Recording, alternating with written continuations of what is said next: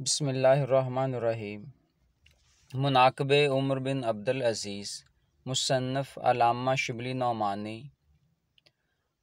علامہ ابن جوزی نے جو مشہور محدث گزرے ہیں، حضرت عمر فاروق اور حضرت عمر بن عبدالعزیز کے حالات میں ایک کتاب لکھی تھی جس کا نام سیرت العامرین رکھا تھا۔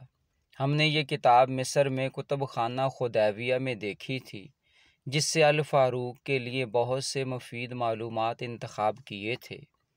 علامہ موصوف نے اس کتاب میں صرف ان باتوں کو لیا ہے جو زیادہ تر ان کے اخلاق اور عدل و انصاف سے واسطہ رکھتی ہیں، چنانچہ ہم چند واقعات کو اس موقع پر نقل کرتے ہیں۔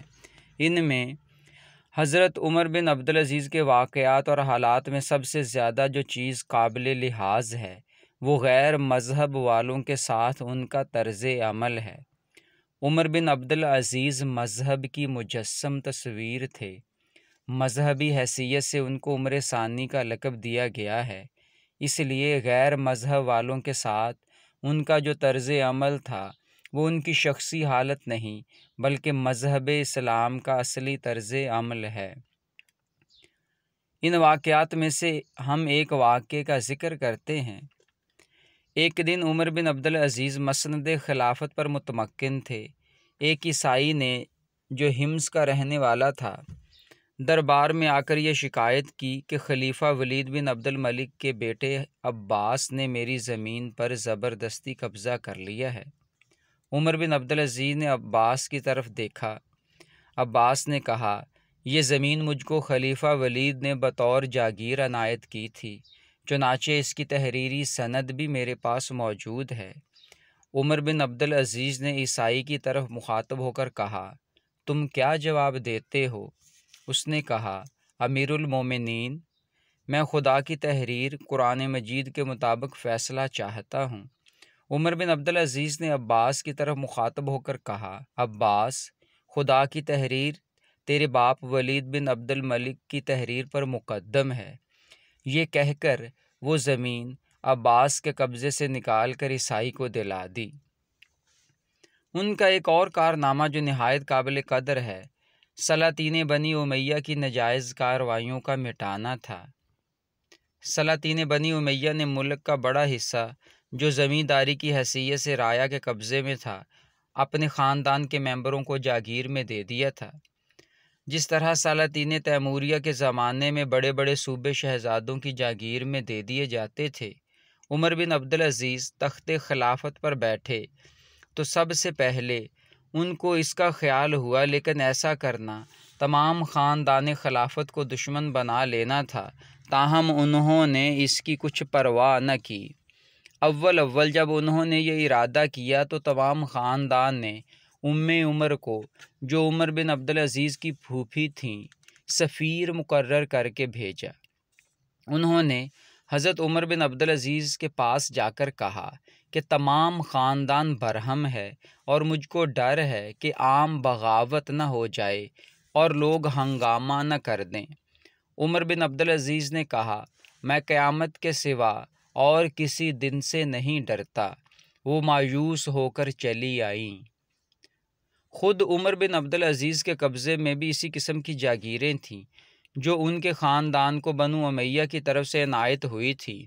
عمر بن عبدالعزیز نے جب ان جاگیروں کا فیصلہ کرنا چاہا تو بڑے بڑے مذہبی علماء یعنی مکحول، میمون بن مہران اور ابو قلابہ کو بلایا اور کہا کہ ان جاگیروں کی نسبت آپ لوگوں کی کیا رائے ہے؟ مکحول نے دب کر جواب دیا۔ عمر بن عبدالعزیز نے میمون کی طرف رخ کیا کہ تم خدا لگتی کہو۔ انہوں نے کہا، اپنے صاحبزادے عبد الملک کو بلا لیجئے۔ وہ آئے تو عمر بن عبدالعزیز نے کہا، کیوں عبد الملک، اس معاملے میں تمہاری کیا رائے ہے؟ انہوں نے کہا، سب واپس کر دینی چاہیے، ورنہ آپ کا شمار بھی ان ظالموں اور غاصبوں میں ہوگا۔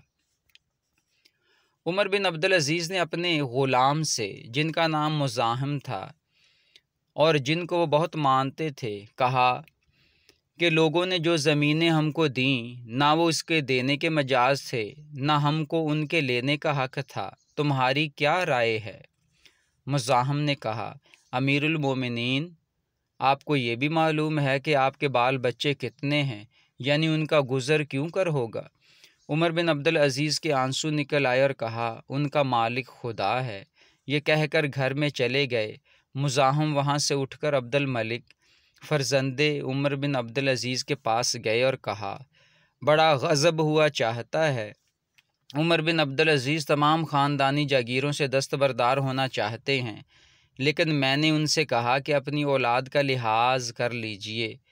عبد الملک نے کہا، استغفر اللہ، تو نے بہت بری رائے دی۔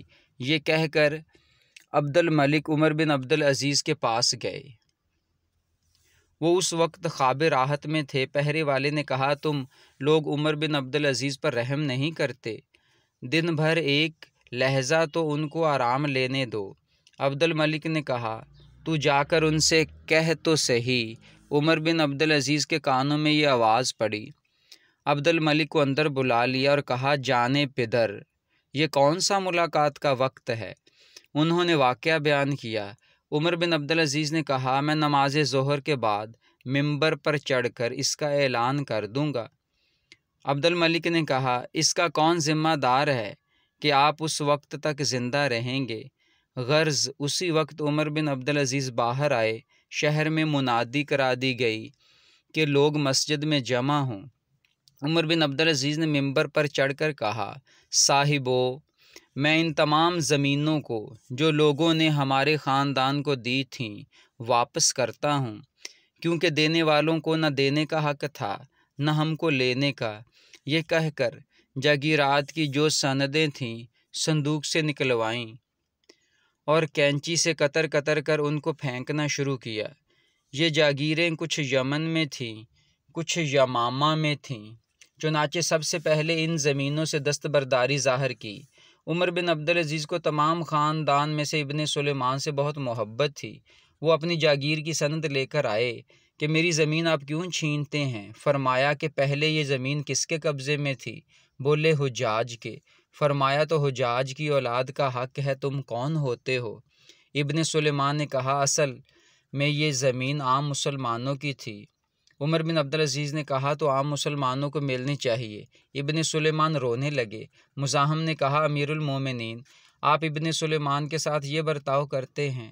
فرمایا، ہاں، میں ابن سلیمان کو اپنے بیٹے کے برابر چاہتا ہوں، لیکن میں خود اپنے نفس کے ساتھ یہی برتاؤ کرتا ہوں۔ بنو امیہ کے دفتر اعمال میں سب سے زیادہ قوم کو برباد کرنے والا یہ واقعہ ہے کہ انہوں نے آزادی اور حق گوئی کا استحصال کر دیا تھا۔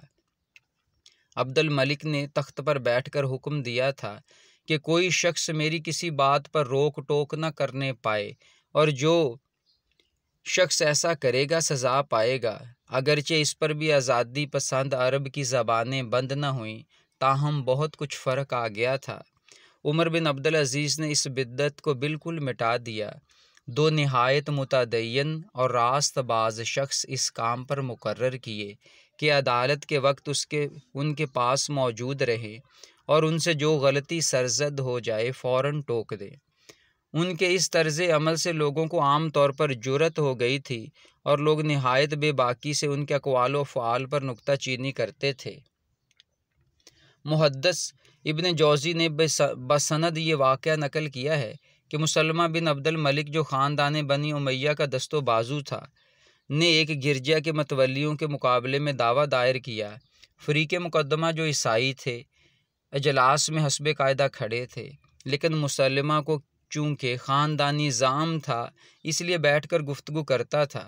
عمر بن عبدالعزیز نے کہا، تمہارا فریق مقدمہ کھڑا ہے، اس لیے تم بیٹھ نہیں سکتے، تم بھی اس کے برابر کھڑے ہو جاؤ، یا کسی اور کو مقرر کرو جو تمہاری طرف سے مقدمے کی پیروی کرے۔ مقدمے کا فیصلہ بھی مسلمہ کے خلاف کیا، یعنی زمین متنازع گرجا کے متولیوں کو دلا دی۔ عمر بن عبدالعزیز اکثر عیسائیوں اور یہودیوں کے ہاں مہمان ہوتے تھے، لیکن ان کے کھانے کی قیمت دے دیا کرتے تھے۔ وفات کے وقت اپنے مقبرے کے لیے جو زمین پسند کی وہ ایک عیسائی کی تھی، اس کو بلا کر خریدنا چاہا۔ اس نے کہا، امیر المومنین، قیمت کی ضرورت نہیں، ہمارے لیے تو یہ امر برکت کا باعث ہوگا۔ انہوں نے نہ مانا اور 30 دینار دے کر وہ زمین خرید لی۔ عمر بن عبدالعزیز کی حکومت و سلطنت کا اصل اصول مساوات اور جمہوریت تھا، یعنی یہ کہ تمام لوگ یکساں حقوق رکھتے ہیں اور بادشاہ کو کسی پر کسی قسم کی ترجیح حاصل نہیں، صرف ملکی امور میں نہیں بلکہ معاشرت اور ذاتی زندگی میں بھی عمر بن عبدالعزیز اس کا لحاظ کرتے تھے۔ ان کے کھانے کا یہ طریقہ تھا کہ عام مسلمانوں کے لیے جو لنگر خانہ تھا اس میں 1 درہم روز بھیج دیا کرتے تھے اور وہیں جا کر عام مسلمانوں کے ساتھ کھا لیتے تھے۔ ایک دفعہ رات کے وقت مسجد میں گئے، ایک شخص مسجد کے صحن میں لیٹا ہوا تھا، اتفاق سے عمر بن عبدالعزیز کے پاؤں کی ٹھوکر اس کو لگی۔ اس نے جھلا کر کہا، کیا تو پاگل ہے؟ عمر بن عبدالعزیز نے کہا، نہیں۔ پولیس کے آدمی موجود تھے، انہوں نے اس شخص کو گستاخی کی سزا دینی چاہیے۔ عمر بن عبدالعزیز نے کہا، کیوں؟ اس نے کیا گناہ کیا ہے؟ اس نے تو صرف استفسار کیا تھا، کیا تم پاگل ہو؟ میں نے کہہ دیا نہیں۔ عمر بن عبدالعزیز جب مرنے لگے تو مسلمہ بن عبد الملک نے کہا، وصیت کر جائیے۔ کہا، میرے پاس کیا ہے جس کی وصیت کروں؟ مسلمہ نے کہا، میں ابھی 1,00,000 دینار بھیجے دیتا ہوں، جس کو چاہیں اس میں سے وصیت کیجیے۔